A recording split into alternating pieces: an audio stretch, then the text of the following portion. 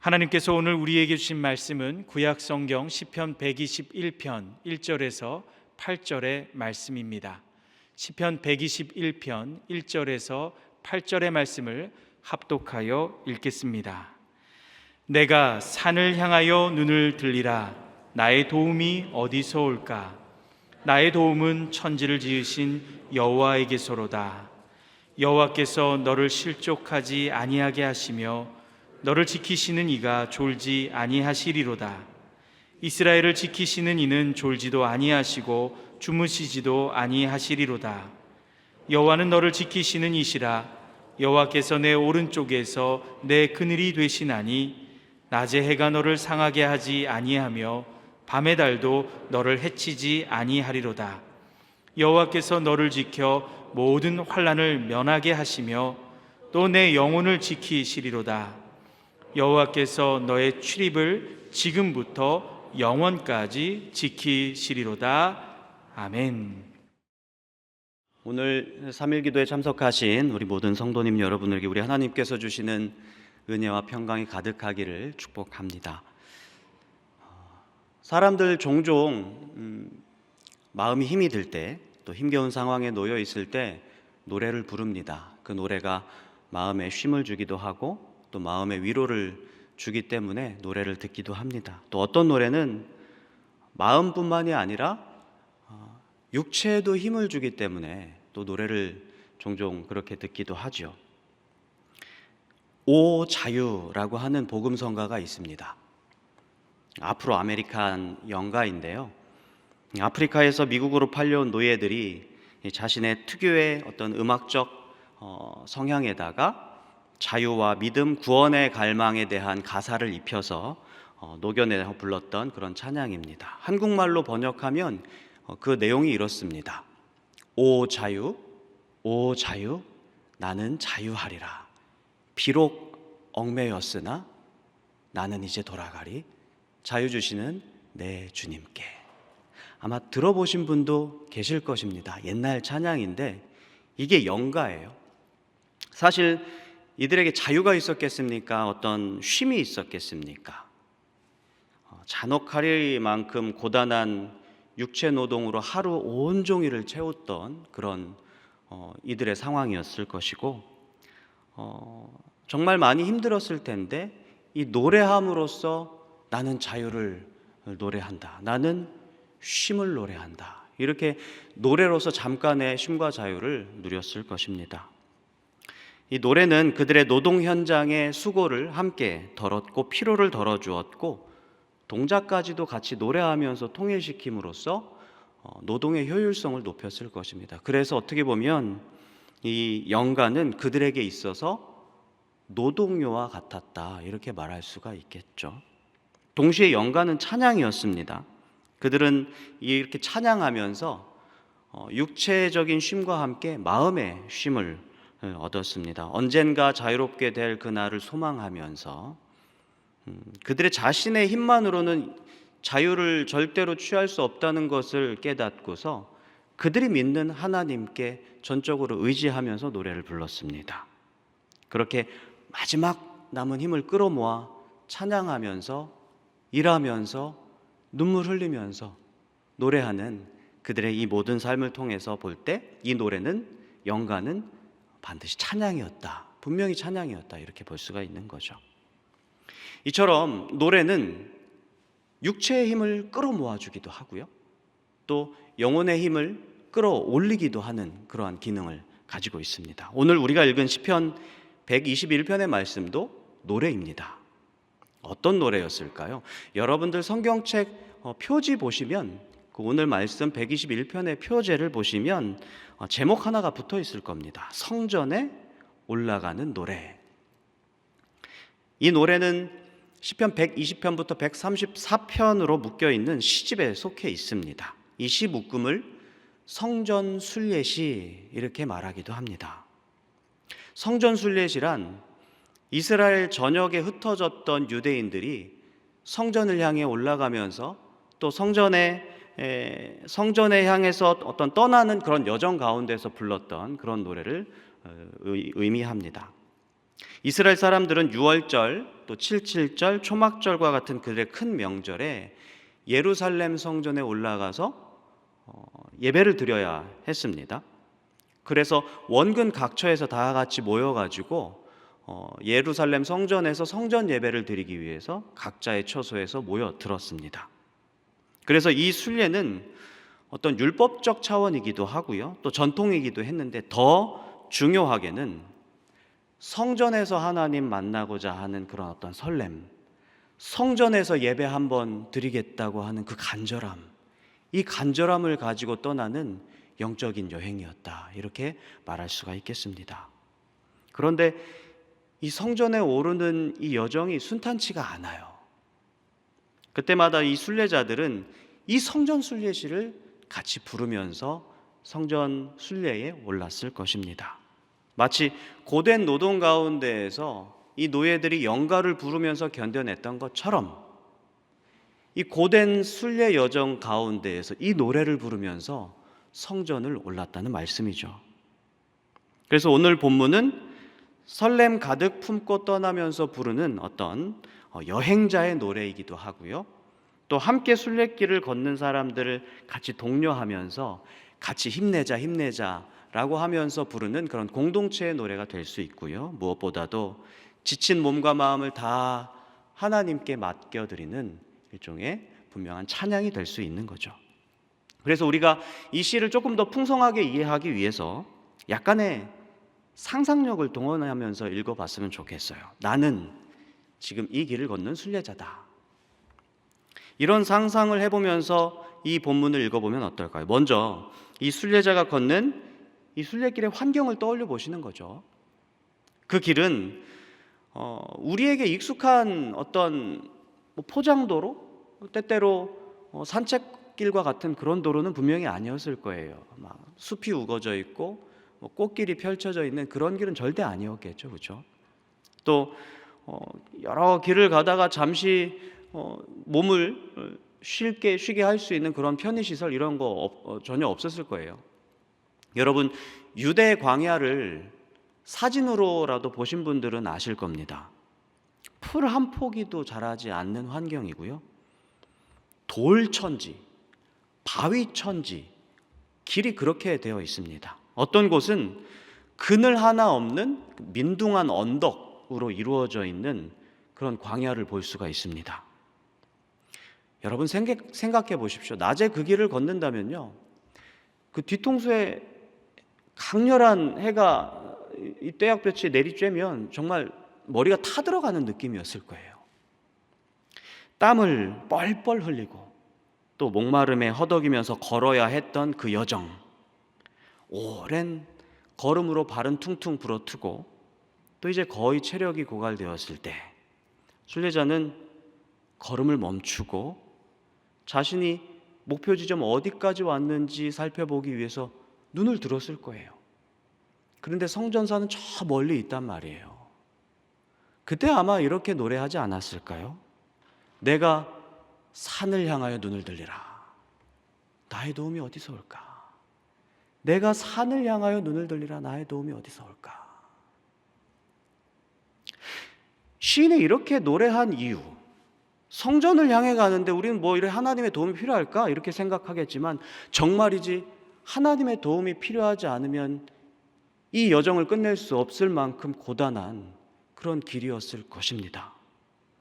몇 날 며칠을 걸어도 그 끝이 보이지 않았을 길, 사방에 깔린 돌짝밭, 또 사방을 둘러봐도 황량하게 이를 데 없는 그런 환경 때문에 보통 여행을 가면 우리가 회복되지만 이런 환경을 보면 마음까지도 황폐해졌을 것 같아요. 울퉁불퉁한 지형 탓에 젠걸음으로 걷기에도 되게 불편했을 것이고, 조금만 발을 헛디디면 발목이 이리 꺾이고 저리 꺾여서 발목을 다치기 일쑤였을 것입니다. 한 걸음 한 걸음을 지켜주셨어야만 했던 길. 그래서 순례자는 아마 이렇게 노래할 수밖에 없었을 거예요. 여호와께서 너를 실족하지 아니하게 하시며. 어떤 순례자들은 광야 한가운데에서 밤을 보낼 수밖에 없었을 거예요. 그렇게 되면 밤에도 안심할 수 없죠. 왜냐하면 순례객들을 노리는 도적대들이 없으리라는 보장이 없잖아요. 그렇죠? 그렇게 급습당하면 그들 여행 거기서 끝인 거예요. 정말 위기일 것이고 목숨도 위기였을 것입니다. 그렇게 절망과 죽음을 맞이하게 될 위험이 도처에 도사리고 있었을 겁니다. 그래서 밤에도 긴장을 늦추지 못합니다. 함께 여행하는 가족이나 또 일행을 재워놓고서 순례자는 밤새 마음을 졸이면서 경계했을 거예요. 졸음을 막 이겨내면서 이렇게 찬양했을 것 같습니다. 노래했을 것 같아요. 이스라엘을 지키시는 이는 졸지도 아니하시고 주무시지도 아니하시리로다. 이제 주위가 칠흑같이 어두워졌고 또 고요한 밤하늘에 엄청나게 많은 별들이 반짝이고 있을 때 순례자는 아마 아브라함을 떠올리지 않았을까요? 갈대아 우르로부터 나와서 광야 한가운데에서 놓였을 때 그 캄캄한 밤에 우두커니 서 있었던 그 밤, 어디로 가야 할지 알지도 못했을 텐데, 불안함과 우울함이 밀려왔을 텐데 아브라함이 거기서 무엇을 떠올립니까? 약속을 떠올리죠. 하늘의 별과 같이 내 자손 크게 번성하게 하리라. 순례자도 마찬가지로 하나님을 신뢰하며 또 아브라함을 떠올리면서 찬양했겠지요. 캄캄한 정막 속에서 밤하늘의 별을 보면서, 그리고 아무것도 모르고 자고 있는 이 일행들을 보면서 찬양했을 겁니다. 하나님은 너를 지키시는 자, 내 우편에 그늘 되시니 낮의 해와 밤의 달도 너를 해치 못하리. 하나님은 너를 지키시는 자, 너의 환난을 면케하시니 그가 너를 지키시리라. 너의 출입을 지키시리라. 여러분, 이 순례시가 이스라엘 성전 순례객들이 부르던 노래라는 점을 고려할 때, 또 당장에 우리가 성전 순례를 떠날 건 아니잖아요. 이 사실을 고려할 때 얼핏 우리와 아무 상관이 없는 시가 될 수 있어요. 왜냐하면 특정한 사람들이 특정한 상황에서 불렀던 노래이기 때문에요. 그런데 여러분, 이 시 우리에게 굉장히 익숙하잖아요. 정말 많이 우리가 읊고 사모하고 감동을 받고 했던 그런 시이지 않습니까? 왜일까요? 이스라엘 백성들만이 아니라 나 역시도, 우리 역시도 순례자다 라고 하는 이 사실을 공유하고 있기 때문이라고 저는 생각을 합니다.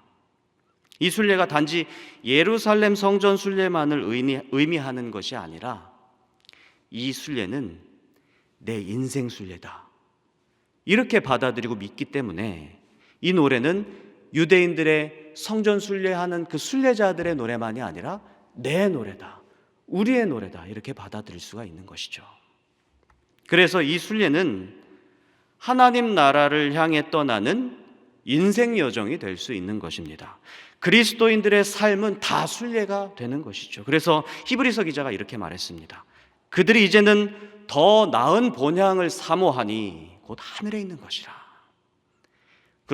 이러므로 하나님이 그들의 하나님이라 일컬음 받으심을 부끄러워하지 아니하시고 그들을 위하여 한 성을 예비하셨느니라. 아멘. 무슨 말씀입니까? 믿는 자들이라면 누구나 하늘에 있는 본래의 고향, 즉 하나님께서 예비하신 성을 사모하며 떠나가는, 그곳을 향해 걸어가는 하늘나라의 순례자다. 이 말씀을 지금 히브리서 기자가 하고 있는 것이죠. 자, 여러분, 우리 삶이 하나님 나라를 향해 가는 순례길이라고 하는 점에서 오늘 말씀은 우리에게 굉장히 중요한 메시지를 던져주고 있습니다. 오늘 말씀은 우리가 낮의 해와 밤의 달을 만나지 않을 것이다, 이렇게 말씀하지 않습니다. 하나님의 도움 없이도 거뜬히 내달릴 수 있는 그런 인생길을 걷게 될 것이다, 이렇게 말씀하지 않습니다. 냅다 뛰어도 넘어지지 않는 평지를 걷게 될 것이다, 이렇게 결코 말씀하지 않습니다. 우리의 순례길에는 반드시 뜨거운 태양, 거친 광야, 밤, 그 밤의 위협이 위협이 놓여 있을 수밖에 없다. 이때 우리가 이 노래를 통해서 주목해야 하는 지점이 바로 여기입니다. 어떤 상황에서도 여호와께서 지키실 것이다. 이것이 오늘 말씀이 우리에게 전해주고 있는 메시지입니다. 오늘 본문에서 여러분 지키다라고 하는 단어가 몇 번이나 언급되었는지 한번 살펴보실까요? 성경책을 한번 펴시고요. 3절 너를 지키시는 자가 졸지 아니하시리로다. 4절 이스라엘을 지키시는 이는 졸지 아니하시고 5절 여호와는 너를 지키시는 이시라. 7절 여호와께서 너를 지켜 모든 환난을 면하게 하시며 또 내 영혼을 지키시리로다. 8절 여호와께서 너의 출입을 지금부터 영원까지 지키시리로다. 몇 번입니까? 6번이나 나와요. 이 짧은 본문에서 지키다라고 하는 말이 6번이나 나와요. 여러분, 이 단어가 이렇게 강조되고 있다는 것은 이 지키심이 하나님의 능동적이고 어떤 적극적이고 주체적인 행동이라는 점을 우리는 이 본문 속에서 이 지키다라고 하는 반복 속에서 살펴볼 수가 있습니다. 하나님은 우리 보고 너희의 인생을 스스로 지키라 절대 이렇게 말씀하지 않으세요. 너희를 지키는 이는 나다. 이 말씀을 계속해서 반복하고 계신다는 말씀입니다. 이 메시지를 우리에게 계속해서 강조해 주고 계십니다. 하나님 우리를 지키실 때 간절함과 세심함으로 그리 하시는데요. 얼마나 간절하냐? 여러분, 우리 손주 있으신 분들을 아시죠? 그 돌 이제 막 된 손주들 걸음 한 걸음 한 걸음 떼잖아요. 그 걸음 떼는 할머니의 눈빛 보신 적 있으신가요? 얼마나 간절한지 몰라요. 넘어질까 봐, 어디 부딪힐까 봐. 얼마나 세심하냐면 우리의 발걸음이 실족지 않게 지키신다고 오늘 말씀하셨는데요. 그렇게 지키시기 위해서는 한 걸음 한 걸음 떼는 걸 지켜봐야 된다는 말씀이에요. 여러분 하루 10,000보 걸으시려고 애 많이 쓰시죠? 지금까지 몇 보 걸으셨나요? 오늘 하루 한 걸음 이거 세는 분 저 한 번도 못 봤어요. 우리 역시도 우리가 걸을 때 무심코 발걸음 내딛습니다. 근데 하나님께서 그 발걸음 세신다, 이 말씀을 오늘 말씀에서 해주고 계신다는 거예요. 간절함과 세심함으로 지키신다. 지난주에 저희 대학부 그 선교 팀 중에 라오스 팀에 제가 합류해서 인솔 해에서 다녀왔거든요. 근데 선교 가운데 종종 예측하지 못하는 일들이 발생하곤 했습니다. 교통편 지연으로 시간이 늦어지기도 했고 약간씩 일정의 차질이 빚어지기도 했는데요. 그때마다 아니 왜 계획대로가 아니냐, 이러다 못 가는 거 아니냐, 왜 굳이 이 교통편을 선택해가지고 이렇게 지연되게 하냐라고 불평하는 친구들이 단 한 명도 없었습니다. 감사하게도 오히려 이 지연으로 인한 이 대기 시간에 조금 더 서로를 챙기고요, 조금 더 서로를 격려하고 시간이 남으니까 계속해서 선교 과정 속에 느꼈던 은혜를 한 번이라도 더 나누려고 하는 모습을 발견하게 되었습니다. 함께 했던 목사님은 오히려 더 잘된 것 같아요, 이렇게 이야기했고, 또 함께 했던 부감님 부부께서는 이 모든 선교 여정을 돌아보시면서 이렇게 고백하셨습니다. 하나님은 참 섬세하십니다. 여러분, 우리가 기억해야 할 것은 우리 순례길에 전혀 예상하지 못한 장애들이 우리에게 다가오고 반드시 다가오게 될 것이다. 우리는 이걸 기억해야 합니다. 그 길을 반드시 지나가야 한다는 점에서 부담스러운 것은 사실입니다. 그런데 더 명확하게 기억해야 될 것은 그 순례길을, 우리 인생의 순례길을, 하나님 나라를 떠나가는 이 순례길을 하나님의 간절함과 하나님의 섬세함으로 지켜주신다라고 하는 사실입니다. 이 지키심을 우리가 경험하기 위해서는 우리 눈을 들어야 됩니다. 순례길에 놓인 장애물을 피해보겠다고 바닥만 보고 있다가는 하나님께서 마련해 주시는 그늘 한 조각도 발견할 수 없게 될 것입니다. 이 순례길을, 이 뜨거운 길을 내가 이겨보겠다고 내가 내 짐을 챙겨가고 뭔가 따로 내가 마련하고 내가 뭔가 안전을 위해서 내가 세팅하려 한다면 순례길 끝나기도 전에 지쳐버릴 거예요. 오직 눈을 들어 하늘을 보고 위로부터 오는 도움을 구할 때 하나님께서 마련해 놓으신 쉴 만한 그늘을 발견할 수 있게 될 것을 저는 믿고 이 믿음 여러분들에게 가득하게 임하게 되기를 축복합니다. 찬송가 415장 십자가 그늘 아래라고 하는 찬양이 있습니다. 스코틀랜드 엘리자베스 클레페인이라는 여성이 만든 곡인데요. 고아원에서 평생을 지내다가 39살 젊은 나이에 병으로 세상을 뜹니다. 그 1년 전 1868년 그녀가 신문사에 노래 한 곡을 투고하는데요. 가사가 이렇습니다. 십자가 그늘 아래 나 쉬기 원하네. 저 햇볕 힘이 뜨겁고 또 짐이 무거워. 이 광야 같은 세상에 늘 방황할 때에 주 십자가의 그늘에 내 쉴 곳 찾았네. 3절입니다. 십자가 그늘에서 나 길이 살겠네. 나 사모하는 광채는 주 얼굴뿐이라. 이 세상 나를 버려도 나 두려움 없네. 내 한량 없는 영광은 십자가뿐이라. 아멘.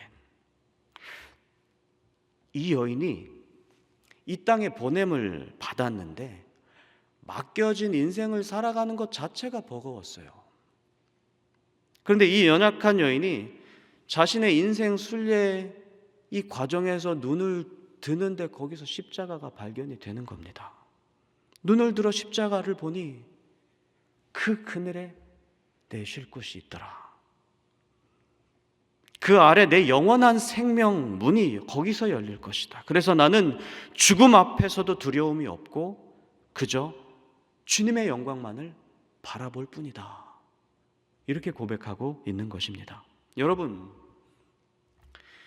이것이 우리 순례길을 걸어가는 순례자들의 믿음이 아닌가 싶습니다. 우리의 순례 걸음이 막힐 때마다 눈을 들어서 은혜의 근원이요 또 영생의 오아시스인 십자가를 바라보는 것, 그리고 그 십자가에서 참 쉼과 도움과 영생과 영광이 찾아올 곳을 믿고 걸어가는 것, 이것이 인생 순례길을 걸어가는 사람들의 자세가 아닐까 합니다.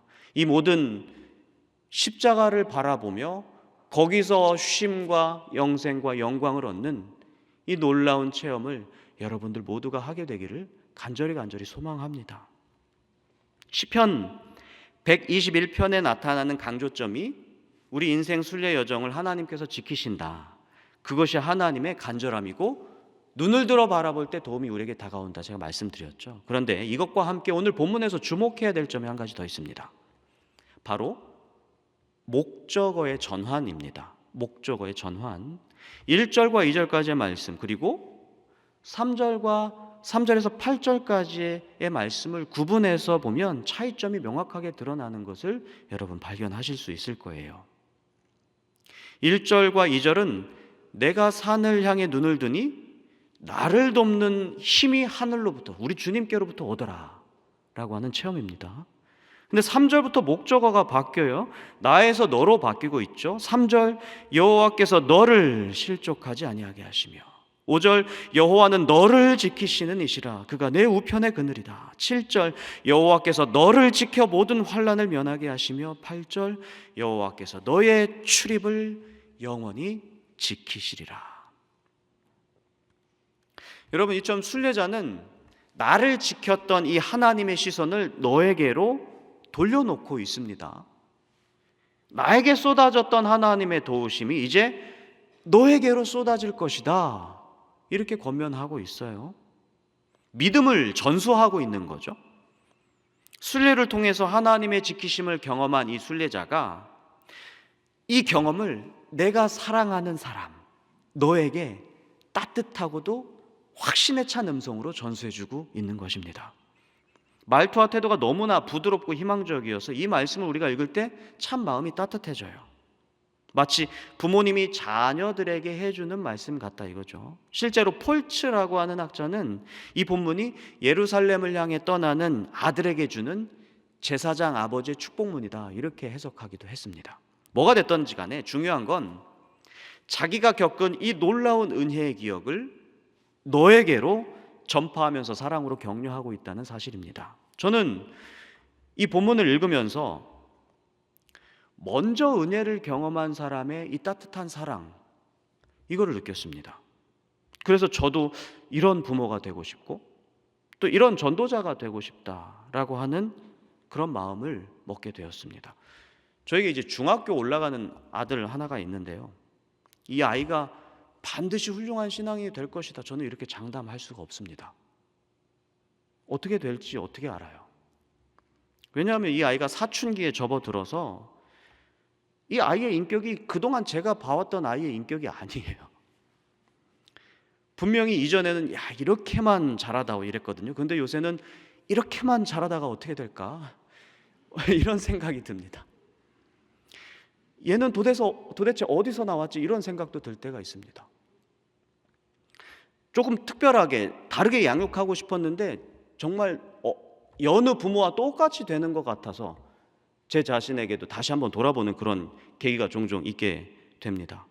그래도 소망을 놓치고 싶지 않아요. 제 믿음의 확신, 나를 지키신 하나님, 제 이 믿음의 확신을 조심스럽지만 그래도 최선을 다해서 아이에게 전수해주고자 하는 마음이 있습니다. 그래서 이 아이가 그 전수된 믿음을 가지고 자기도 아버지를 지키셨던 하나님, 나를 지키실 것이다, 이런 믿음을 지녔으면 좋겠다라고 하는 소망을 제가 지녀요. 최근 한국기독공보에서 이런 뉴스가 나왔습니다. 한국기독교사회문제연구원에서 조사한 결과를 보도했는데요, 30대 이하에 계신 비기독교인 80%가, 그러니까 거의 다죠, 80%는 개신교에 아무 관심이 없다, 이렇게 답했습니다. 그러니까 뭐냐면 교회가 좋은 일을 해도 30대 이하의 비개신교인들은 관심이 없는 거예요. 교회가 나쁜 일을 해서 어떤 보도가 나오면 개신교가 개신교처럼 했네, 이렇게 반응한다 이겁니다. 제가 이 기사를 읽고 우리 자녀들이 참 예수 믿기 힘든 세상 속에서 살아가는구나 하는 것을 생각해 보았습니다. 제가 만난 적지 않은 부모님들께서 저에게 자녀의 신앙 회복을 위해서 함께 기도해 달라 요청하셨었습니다. 어떤 어머니는 자녀가 신앙생활 못하고 있는 것, 자녀가 신앙을 잃어버린 것을 마치 자기 탓을 하면서 부끄러워하시고 안타까워하시고 죄송해하는 모습도 바라보게 되었습니다. 여러분, 그분들이라고 당신 자녀들이 신앙 잃어버릴 것을 예상이나 했겠습니까? 자녀들이 신앙을 포기하고 하나님 나라 순례길 오르는 것을 아예 꺼리는 이유가 비단 부모님께만 있다고 누가 말할 수 있겠습니까? 때때로 그 이유는 목회자에게 있을 수 있고 교회의 의견 수렴 시스템에 있을 수도 있고 먼저 믿어온 사람들의 위선과 가식, 율법적 태도일 수도 있고 또 때때로 물론 남 탓이 아니고 그네들 자신의 어떤 세속적인 욕망과 죄를 이겨내는 면역이 없어서일 수도 있어요. 무엇이 됐든 우리는 이 시대 속에서 여전히 우리 자신의 순례길도 걸어야 하지만 때때로 우리가 사랑하는 사람들의 순례길도 챙겨야 하는 책임도 가지고 있다. 이런 부담도 지니고 있습니다. 이런 부담과 안타까움 앞에서 저는 여러분들에게 1절과 2절 나를 도우시는 하나님, 그리고 3절에서 8절 너를 지키시는 하나님, 이 사이에 무슨 일이 있었을까 한번 상상해 봤으면 좋겠습니다.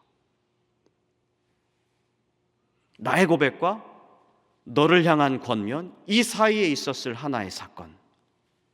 저는 이 사이에 순례자가 하나님 임재 사건을 정말 풍요롭게 경험했구나 라고 하는 것을 상상해 봅니다.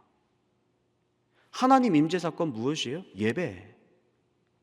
이 순례자가 성전 순례를 떠나서 성전에 도착합니다. 그동안 순간순간 도우셨던 하나님 그 은혜의 조각을 경험했지만 성전에 도착했을 때 죄인인 나 자신을 받아주신 하나님의 은혜를 만끽을 하는 거예요. 풍성하게 올려드리는 찬양 가운데에서 하나님 앞에 서 있는 것을 생생하게 체험합니다. 콸콸 쏟아지는 말씀 앞에서 하나님 말씀 앞에 엎드렸는데 나 혼자만 엎드린 게 아니라 주변을 둘러보니 하나님 앞에 엎드린 수많은 사람들을 보면서 하나님의 충만한 임재를 그 예배 가운데서 경험하는 거예요. 순례자는 이 내면에서부터 그간의 피로와 걱정과 불안이 회복되는 것을 느낍니다. 이 먼 길을 떠나온 이유가 하나님 만나러 내가 떠나왔구나, 이것을 분명하게 체험하는 거죠. 이 놀라운 경험을 하고 집에 돌아와요. 집에 돌아와서 나를 지킨 하나님, 너를 지키시는 하나님이시기도 하다. 다음번에는 우리 같이 한번 올라가요. 얼마나 좋을까? 이렇게 권면하는 거 한번 상상해 보십시오. 내가 하나님 임재를 풍성하게 경험하고 이 경험을 내가 사랑하는 너에게 전달해 줄 수 있는 이 권면, 이것이 바로 오늘의 찬양이다, 이렇게 바라볼 수 있지 않겠습니까? 우리도 마찬가지예요. 오늘 우리가 오르는 하나님 나라의 순례길, 얼마나 거칠고 험합니까? 주님께 나아오는 이 길이 우리 자녀들에게 얼마나 어렵습니까? 현대인들에게 그리스도인의 이 삶의 길을 가라고 하는 것이 얼마나 어려운 일입니까? 험난하죠. 불가능하다고 생각하실 수도 있습니다. 그렇기 때문에 우리는 이 길을 걸어갈 때 하나님의 풍성한 임재 경험이 무엇보다도 중요합니다. 우리의 예배를 통해서 물이 바다를 덮음 같이 예수 그리스도의 보혈로 흠뻑 젖는 일이 우리 예배 가운데 일어나야 되겠습니다. 하나님의 온전한 지키심, 이 나를 완전히 휘감는 이 놀라운 역사, 그 하나님 앞에 서는 이 코람데오 경험, 이것이 어떻게 보면 하나님 나라의 사건 아닙니까? 하나님의 완전한 지키심, 예수 보혈로 나를 완전히 덮으심, 나를 완전히 다스려 주시고 통치하심, 이 감격 때문에 우리는 우리의 순례를 또다시 시작할 수 있게 되고 내가 사랑하는 사람에게 함께 오르자, 이렇게 권면할 수가 있게 되는 것이죠. 그래서 이 시는 이제 나의 여정이 아니고 내가 사랑하는 사람과 함께 오르는 그런 여정이 될 수 있는 것입니다. 말씀을 맺습니다. 사랑하는 소망교회 성도 여러분, 오늘 시편 121편의 말씀은 하나님의 지키심을 믿고 떠나는 용기를 우리가 지니게 합니다. 또 내가 사랑하는 자들에게 하나님이 나를 지켜주셨던 이 경험을 사랑스럽고 따뜻하고 확신에 찬 말로 전달해 주기를 요청하고 있습니다. 그러기 위해서 무엇보다도 우리의 예배를 통해서 하나님 나라 사건을 풍성하게 경험할 것을 촉구합니다. 그 힘으로 우리가 사랑하는 사람들에게 가자, 함께 오르자, 여호와 전에 함께 오르자, 이렇게 담대하게 말할 수 있게 하십니다. 이렇게 선포할 수 있는 여기 모인 순례자들, 여기 모인 하나님 나라의 순례자들 다 되시기를 간절히 축복하고 소망합니다. 기도하겠습니다.